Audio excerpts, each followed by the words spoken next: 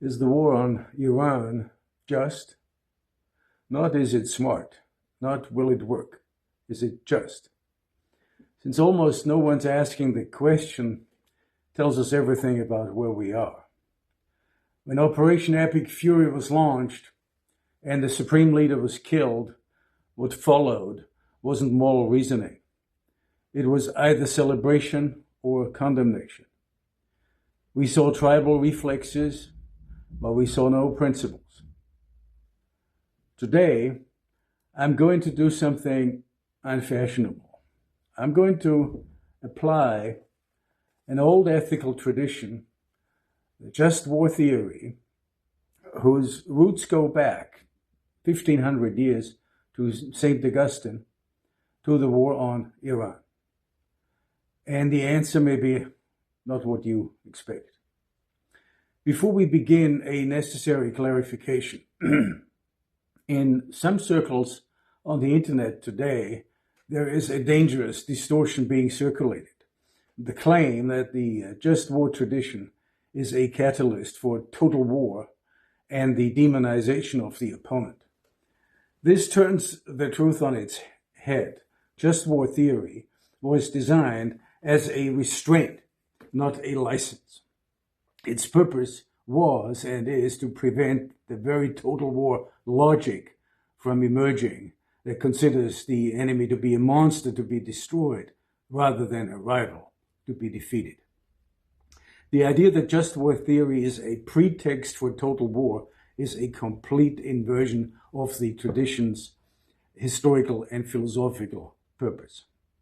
If you're interested, see my explanation on the just enemy, the justus hostis, in my video short, We Stopped Having Rivals, Now We Only Have Enemies.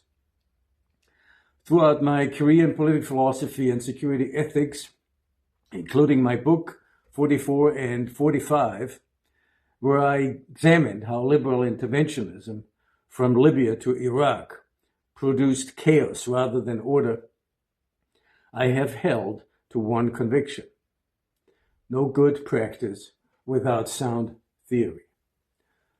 Without a clear theoretical framework, political decisions drift into improvisation, into moral posturing, or raw power politics. And when it comes to war, when peaceful coexistence cannot be maintained for whatever reason, and resorting to forceful means appears inevitable, improvisation is not just foolish, it can become criminal. The just war tradition fulfills this claim of propounding sound theory in an exemplary way. It is an ethical approach to war, advising politics to put moral constraint upon armed conflict. It operates on two levels, aiming firstly to reduce or eliminate the occurrence of war, and secondly, where this proves impossible, to mitigate its consequences. Therefore, from St. Augustine to Thomas Aquinas, thinkers have wrestled with two distinct moral dimensions. First, jus ad bellum, concerned with the justice of resorting to war, clarifying the conditions that make the use of force permissible, and answering the questions when, under which conditions, can the potential organized killing of human beings be morally tolerable. Second, jus in bello, provides rules governing of how that war is actually conducted, has to be conducted in a just way. Given the primacy of policy in open societies, it becomes clear that jus ad bellum establishes primarily a political responsibility, and jus in bello constituting a largely military responsibility. So the question before us now is, how do we apply, or when we apply the just war theory rigorously to Iran, what will be the outcome? The elaborate principles of just war theory found in the course of time entry into the constitutional framework of international law and are particularly reflected in the Charter of the United Nations. Modern international order is built on a principle so fundamental that violating it should require extraordinary justification.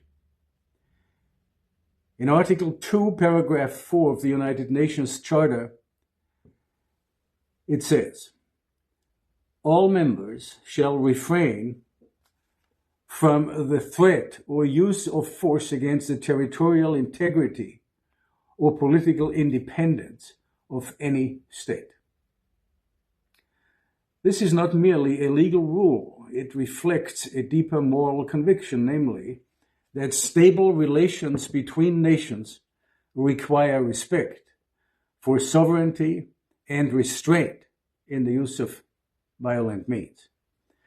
The United Nations considers this provision so eminent that in 1965, in Resolution 2131, it reiterates that the intervention in internal affairs of states are prohibited.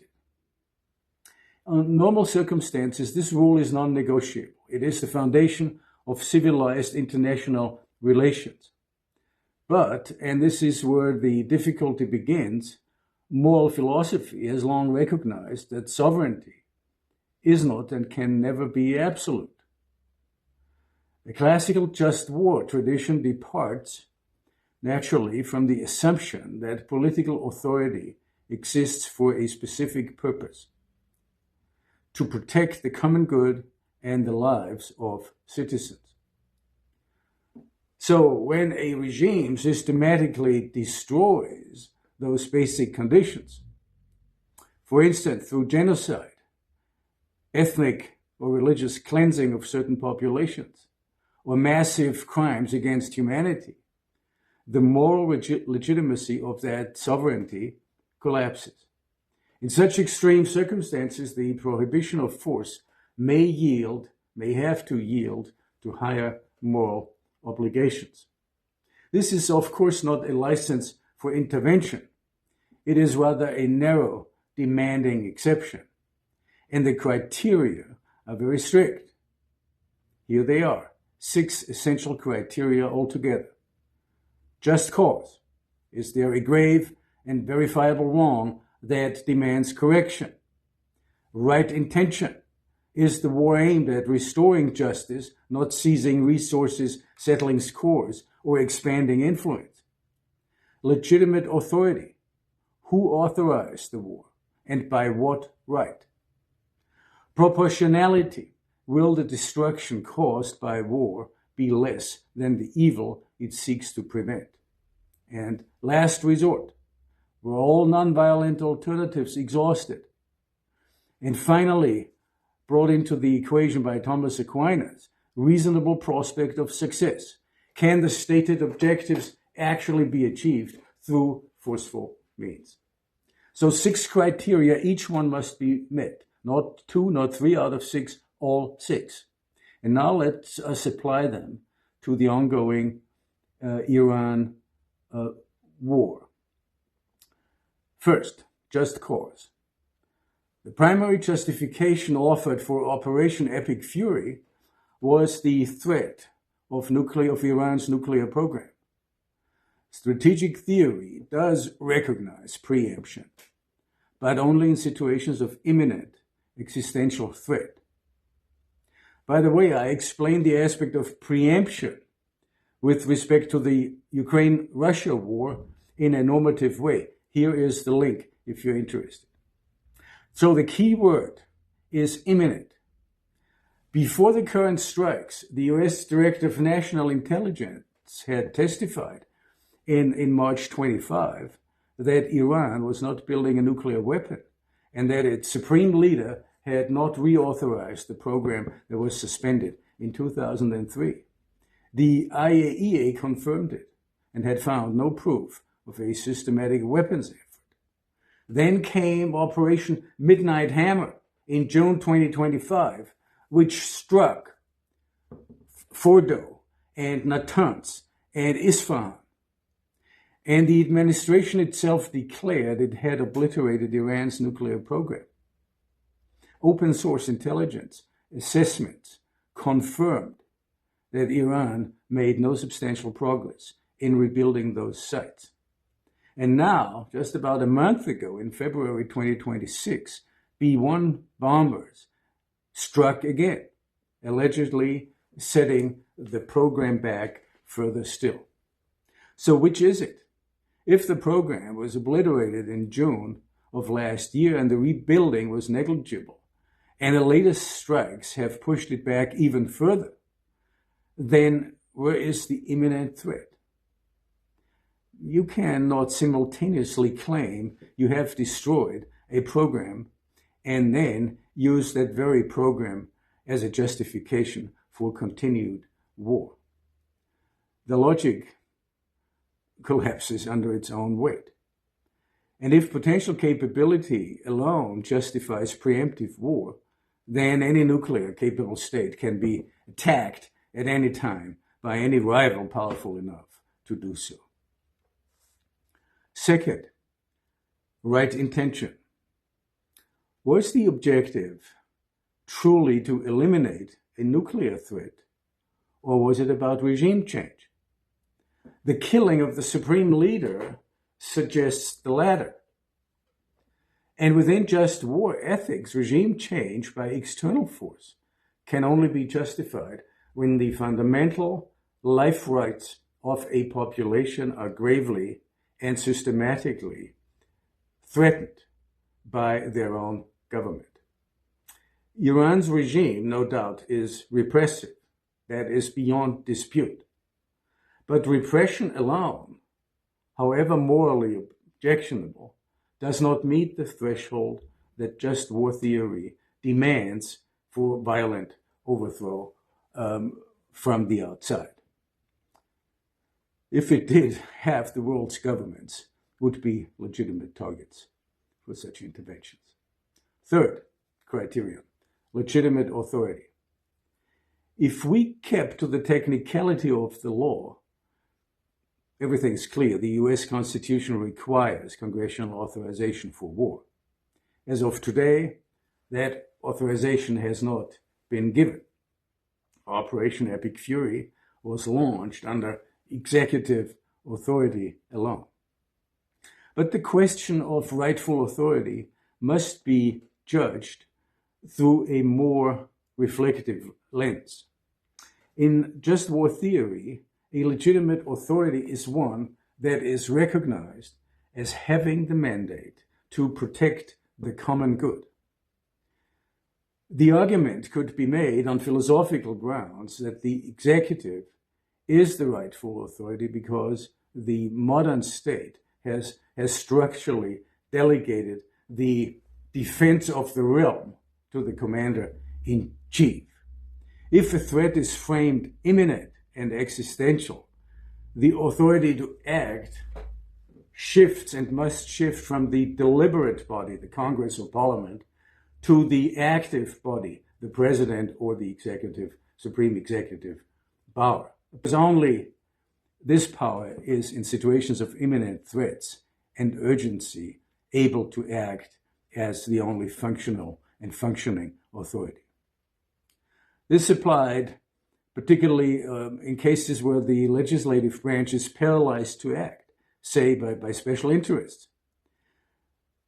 This aspect is emphasized by classical just war thinkers like Thomas Aquinas, that authority is only rightful when it represents the will and safety of the community. In this regard, the criterion of legitimate authority is, of course, closely tied to the rightful intent. If the action is triggered not for the sake of preserving national interest and safety, but by outside influence, let's say neoconservative imperial objectives, the authority could no longer be considered rightful because, in that case, it would have betrayed its own constituent. So this is a question not simply be answered by legal consideration alone. It is primarily, like all the others, a moral one. And if we give President Trump the benefit of the doubt we could argue that he fulfilled his role of the sovereign who, as Carl Schmitt would argue, the one competent and willed authority to decide in the situation of exception. Fourth, proportionality. In a world of deep economic interdependence, a war in Iran does not remain contained. Strait of Hormuz disruptions, missile exchanges with Israel, retaliatory strikes across the Gulf, the cascading consequences naturally may vastly exceed whatever threat was being addressed. Proportionality on the jus ad bellum level demands the consideration that the cure should not be worse than the disease. But allowing powerful states to launch wars to stabilize markets would effectively return international relations to the logic of the strongest and most powerful. Fifth criterion, last resort. Were all non-violent alternatives truly exhausted? The operation was launched on February 28th, 2 days after the most substantive round of US-Iran nuclear negotiations in years had concluded in Geneva. Both parties had agreed to continue talks. The American president himself had indicated days earlier that military action would and could wait. Yet within hours of those diplomatic assurances, the bombs fell. Just war theory demands that war be the absolute last resort, the final option, the measure taken only when every other avenue has been exhausted and closed. You cannot claim last resort while the negotiating table is still warm. If diplomacy was ongoing, genuine, and agreed upon by both sides, then this criterion is not merely unmet, it is contradicted by the very actions of the party waging the war. And finally, and sixth, reasonable prospect of success. What does success look like? Destroying nuclear facilities, those can be rebuilt. Regime change, 2 decades in Iraq and Afghanistan, demonstrate the catastrophic gap between toppling governments and building stable ones. If the war's own objectives cannot be clearly defined and plausibly achieved, just war theory says, do not fight this war. So is this war on Iran just? By the criteria of the tradition I've spent my career studying, the answer is sobering. Just cause? Doubtful. The imminence threshold was not met. Right intention? Compromised by regime change objectives. Legitimate authority? Questionable. While no congressional authorization was granted, functional executive authority could be argued. Proportionality, the cascading consequences, suggest a war far exceeding its stated aims. Last resort, contradicted. Diplomacy was actively underway. Prospect of success, undefined at best. When I apply the just war framework rigorously, not as rhetoric, but as ethical analysis, this war fails to meet the standard. And again, this is not a legal verdict, which, by the way, always remains incomplete and deficient. We have to resort to morality and moral law to provide a final judgment. If these principles are abandoned, whenever strategic convenience demands it, then the entire framework of international ethics collapses, and with it, the fragile order that has governed relations between states since the Second World War. The just war tradition was developed precisely to prevent what we are witnessing, the rationalization of violence in the language of necessity. Understanding the difference between a just war and a convenient one is not an academic exercise. It is the last line of defense between order and chaos.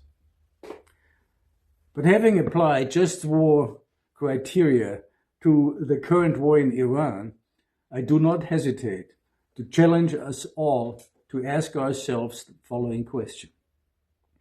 Have we reached a point, probably, where technological risks, geopolitical rivalry, and nuclear deterrence requirements lead states to abandon normative constraints altogether?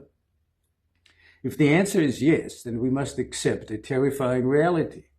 International order will no longer be guided by law or moral reasoning, but by the unpredictable behavior of competing powers. The civilizational guardrails of the just war tradition won't just be ignored in that case. They will cease to exist. I don't believe that we should abandon them, but I wanted to throw up that question. If you want to go deeper into the philosophical foundations of armed conflict, particularly also as it regards the war in Ukraine, watch my full analysis here. And if you believe this kind of thinking still matters, then please subscribe to my channel, because this conversation is far from over. Please join me in discussing matters of strategy and war as we continue to tackle such issues from the viewpoint of political and moral philosophy. Thank you for your attention, and I hope I'll see you down the road. Till then, take care and God bless.